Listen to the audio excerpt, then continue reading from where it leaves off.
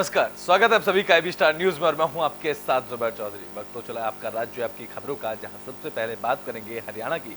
तो हरियाणा में हरियाली तीज की रौनक देखने को मिल रही है, जहां हरियाणा के रेवाड़ी में बाजारों में रंग बिरंगी पतंगों से अब बाजार सजते नजर आ रहे हैं। तो हरियाणा में सावन के प्रमुख त्योहार हरियाली तीज सिंथारे के रौनक तेज हो गई है। बता दें कि रेवाड़ी के बाजार रंग बिरंगी पतंग और मांझे से सज गए हैं। दरअसल 19 अगस्त को मनाए जाने वाले हरियाली तीज उत्सव को लेकर बाजारों में रौनक देखने को मिल रही है। हालांकि महंगाई के कारण बाजार पर मंदी की मार भी देखी जा रही है, जिस कारण पतंग विक्रेताओं के चेहरे पर थोड़ी मायूसी है। जहां पतंग विक्रेता वेद प्रकाश का कहना है कि अब त्योहार भी सीमित हो गए हैं। पहले पूरे सावन के महीने में पतंग उड़ाई जाती थी, लेकिन अब त्योहार के नजदीक आने पर ही रील पतंगों की बिक्री होती है। बाजार में 15 अगस्त स्वतंत्रता दिवस, पीएम नरेंद्र मोदी और नेता अभिनेताओं के साथ कार्टूनिस्ट की पतंगे उपलब्ध हैं। जहां पतंग विक्रेताओं का कहना है कि पहले बच्चे बड़े बूढ़े संग पतंगबाजी का लुत्फ उठाते थे, लेकिन अब सब अपने काम धंधे में व्यस्त हो गए हैं, इसलिए पतंगबाजी भी कम हो गई है। त्योहार आ रहा है, हम यहाँ साथ में ठीक चल रहा है वैसे तो। बाकी है काम का 15 अगस्त की शुभकामनाएं। 15 अगस्त भी पास से आ रही है और ये काम वैसे तो मंदाई है, अभी तैयारियां पूरी चल रही है। बाजार में चल रही है, यही पतंगे चल रही है, यही चल रही है। बाकी प्लास्टिक की ज़्यादा मांगने आते हैं लोग, वो हम रखते नहीं हैं, वो हमारे पास नहीं मिलती है। हाँ, उसमें बैन चल रहा है, मांगने वाले पैसे खूब आते हैं सुबह शाम तक, हम रखते हैं नहीं कोई चीज़, इसलिए हमारा माल कम बिकता है। बाजार में बिकती होगी कहीं ना कहीं से तो दे रहे हैं लोग। आज ये नुकसानदायक भी बहुत ज़्यादा है, इसलिए हम रखते नहीं हैं।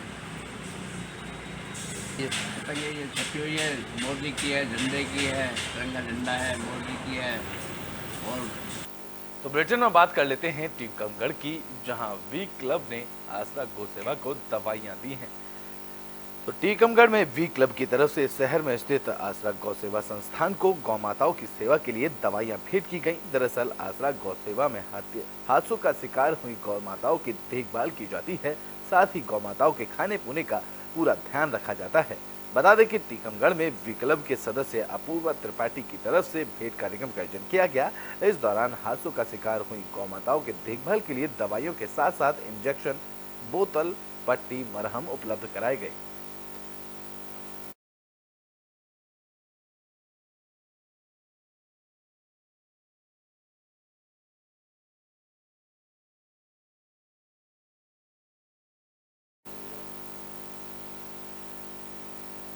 तो बुलेटिन में बात इंदौर की कर लेते हैं, जहां 32 थानों पर नए टीआई की पोस्टिंग हुई है। इस कड़ी में हीरानगर थाने पर नए टीआई पप्पू लाल शर्मा की पोस्टिंग की गई, जिसका बीजेपी नेताओं ने स्वागत किया है। तो मध्य प्रदेश के इंदौर में 32 थानों पर नए टीआई की पोस्टिंग की गई है। इस कड़ी में हीरानगर थाने में नए टीआई पप्पू लाल शर्मा की पोस्टिंग होने पर विधायक रमेश मोदाला के साथ बीजेपी के वरिष्ठ नेता और कार्यकर्ताओं ने थाने पहुंचकर उनका जोरदार स्वागत किया। बता दें कि हीरानगर थाने के पूर्व टीआई दिलीप का ट्रांसफर बड़वानी में हो गया है, जिसके बाद अब नए टीआई पप्पू लाल शर्मा को पोस्टिंग यहां की गई है। इस दौरान समाजसेवी पंडित संजीव चौरसिया और विधायक रमेश मोदाला ने फूल मालाओं के साथ उनका अभिनंदन किया। साहब थे, उनका ट्रांसफ़र हुआ और शासन की व्यवस्था है भैया। और नए टीआई साहब आए हमारे पप्पू लाल जी शर्मा जी,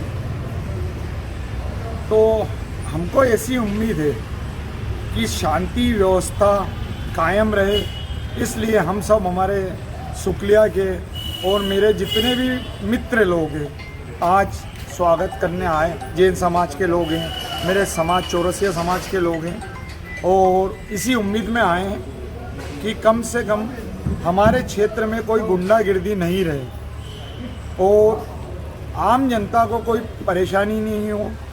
आदरणीय विधायक साहब मेरे, मैं सांवरिया सेठ बोलता हूँ, आप सबको पता है, तो उनकी भी तरफ से भारतीय जनता पार्टी की तरफ से इसी उम्मीद में हमने स्वागत करा है कि हमारा प्रशासन जो पुलिस विभाग बहुत अच्छा काम करता है भैया। थाना प्रभारी जो नए आए हैं और जो हमारे नए टीआई आए हैं और हम ही सबको ये संदेश है जन जन तक हम सबके साथ हैं वो, और सारी मतलब जितने भी हमारे बड़े भैया हैं, बड़े भैया हमारे इनका नाम है संजीव चौरसिया। तो बुलेटिन में बात कर लेते हैं बिहार के बेतिया की, जहां जेडीयू कार्यकर्ताओं ने बैठक का आयोजन किया गया। बता दें कि जेडीयू कार्यकर्ताओं ने झंडोत्तोलन को लेकर बैठक में जानकारी दी। तो 15 अगस्त स्वतंत्रता दिवस के अवसर पर बेतिया के सभी पंचायतों के दलित बस्तियों में झंडोत्तोलन को लेकर रामनगर कपूरी आश्रम में जेडीयू कार्यकर्ताओं ने बैठक का आयोजन किया।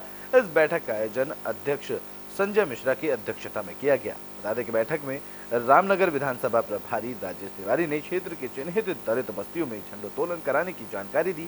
साथ ही मुख्यमंत्री नीतीश कुमार की तरफ से चलाई जा रही योजनाओं के बारे में भी बताया।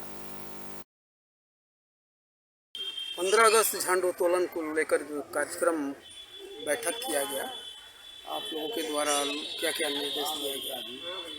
देखिए, 15 अगस्त को हम जदयू द्वारा पंचायत स्तर पर महादलित बस्ती में झंडोत्तोलन किया जाएगा। ऐसे हमारे मुख्यमंत्री हर साल करते हैं। इस बार पंचायत स्तर पर दलित बस्ती में हमारे पंचायत अध्यक्ष के नेतृत्व में वरिष्ठ जो होंगे वो झंडोत्तोलन करेंगे और माननीय मुख्यमंत्री और जदयू सरकार का जो कार्य है उसको जन जन तक पहुंचाएंगे।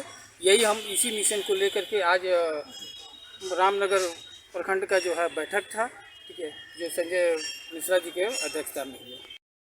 आज की ये जो जदयू की बैठक हुई है, इसमें हमारे पूरे 18 पंचायत के पंचायत अध्यक्ष, नगर अध्यक्ष एवं कार्यकारिणी के सभी सम्मानित कार्यकर्ता उपस्थित हुए।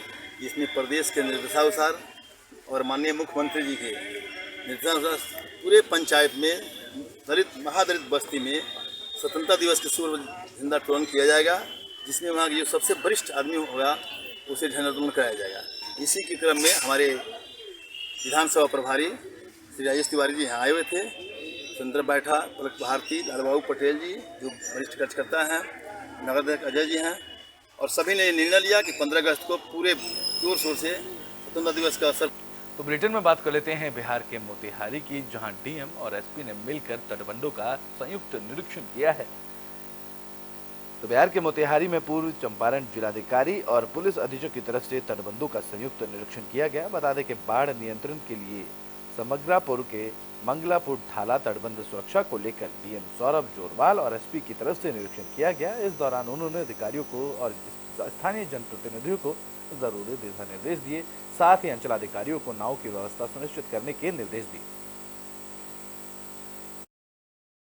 हमारे पदाधिकारी क्षेत्र में घूम रहे हैं। मेन हम लोग देख रहे हैं कि तटबंध हमारे सुरक्षित हैं कि नहीं। तटबंध के अंदर तो पानी आना ही है और तटबंध हमारे सुरक्षित रहे। जिले के अंदर एक जगह पे बस बंगरी नदी का पानी तिलावे नदी में आ गया है।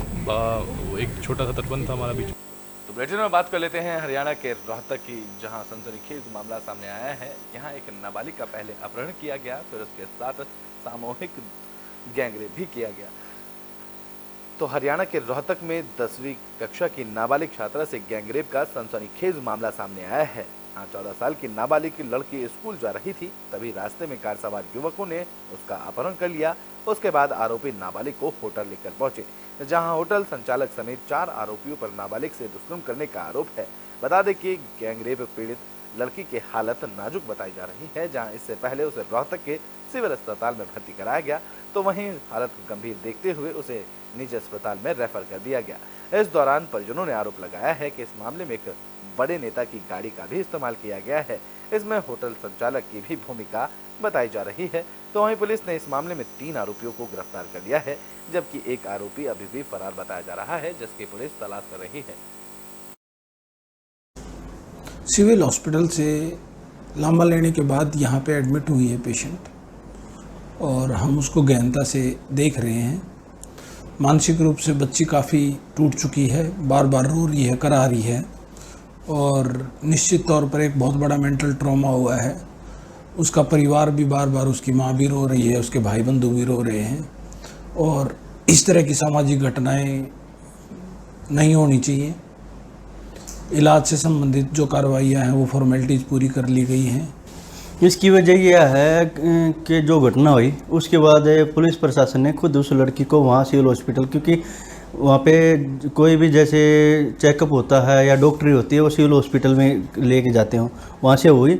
उसके बाद उस लड़की को वहाँ रखा गया, 14 साल की बच्ची को जिसके साथ गैंग रेप हुआ, इतना बड़ा मामला हो रखा है, उसको वहाँ रखा गया। उसके सिक्योरिटी में 2-3 पुलिस वाली रही है, लेडीज़ पुलिस, उसको वो छोड़ के हॉस्पिटल में आज वीडियो निकलवा लो, ऐसा काम किया। पहले दिन डॉक्टरी होगी, जज साहब के बयान हो गए, तब तक तो वो सीरियस थी।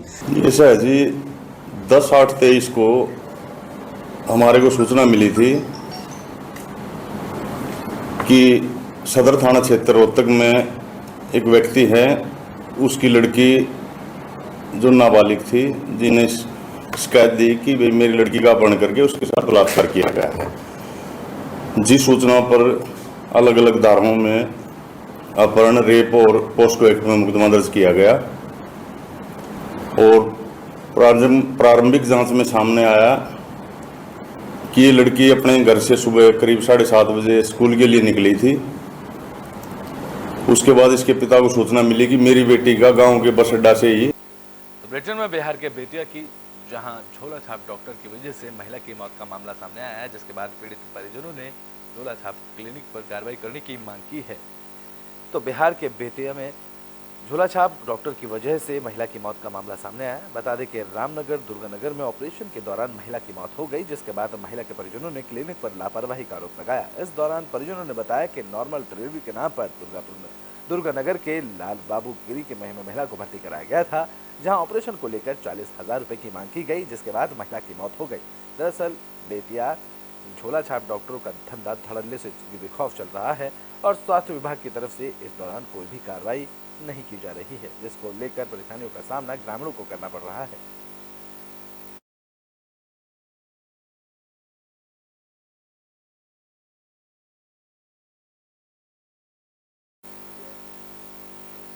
तो ब्रिटेन में बात कर लेते हैं बिहार के मोतिहारी की, जहां से दिल दहला देने वाला घटना सामने आई है। बता दें कि यहां एक लड़की के साथ गैंगरेप के बाद हत्या का मामला सामने आया है। तो बिहार के मोतिहारी में गैंगरेप और उसके बाद हत्या का खौफनाक मामला सामने आया है। ये पूरा मामला एक प्राइवेट नर्सिंग होम का बताया जा रहा है, जहां डॉक्टर और कंपाउंडर पर नर्स के साथ गैंगरेप कर हत्या करने का आरोप लगा है। बता दें कि ये सारा मामला पनहारा थाना क्षेत्र के मां जानकी सेवा सदन अस्पताल की नर्स का बताया जा रहा है। अस्पताल में काम करने वाली नर्स के साथ संचालक और सहकर्मियों पर गैंगरेप का और हत्या करने का आरोप लगा है। बता दें कि नर्स का शव मुजफ्फरनगर में एक एम्बुलेंस में बरामद हुआ, जहां मृतक नर्स की मां ने हत्या का आरोप लगाया है और मृतक नर्स की मां की शिकायत पर फेनहारा पुलिस ने नर्सिंग होम संचालक सहित 5 लोगों के खिलाफ रेप कर हत्या के मामले में मामला दर्ज किया है।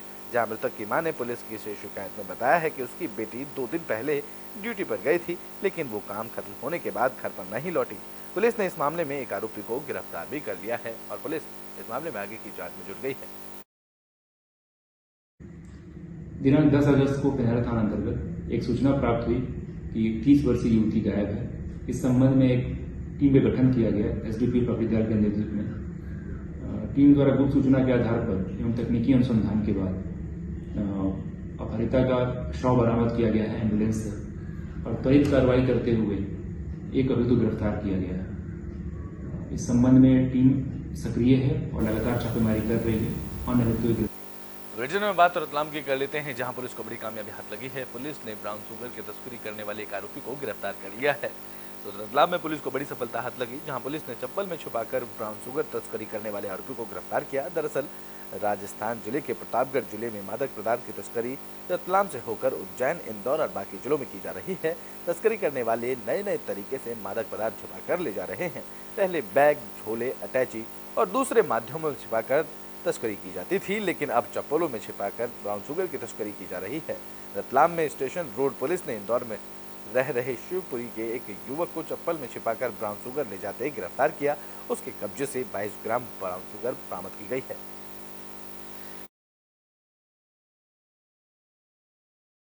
ब्राउन शुगर कंज्यूम भी करता था और साथ साथ में थोड़ा बहुत जो है वो बेच भी देता था।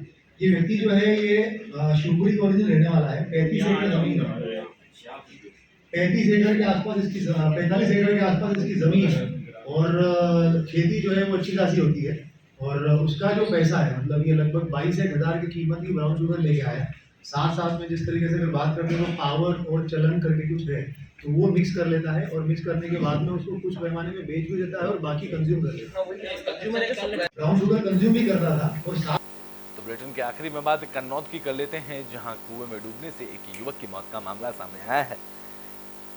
तो देवास के कन्नौज में कुएं में डूबने से युवक की मौत का मामला सामने आया है। बता दें कि ये मामला कन्नौज के ग्राम अंबाड़ा दावतपुरा के पास के कुएं का बताया जा रहा है, जहां आदिवासी युवक की पहचान बैतुल निवासी के रूप में हुई है। इस दौरान सूचना पर पहुंची पुलिस ने कड़ी मशक्कत के बाद युवक के शव को कुएं से बाहर निकाला, जिसके बाद शव को पोस्टमार्टम के लिए भेजा गया। तो वहीं पुलिस इस पूरे मामले की जांच में जुट गई है।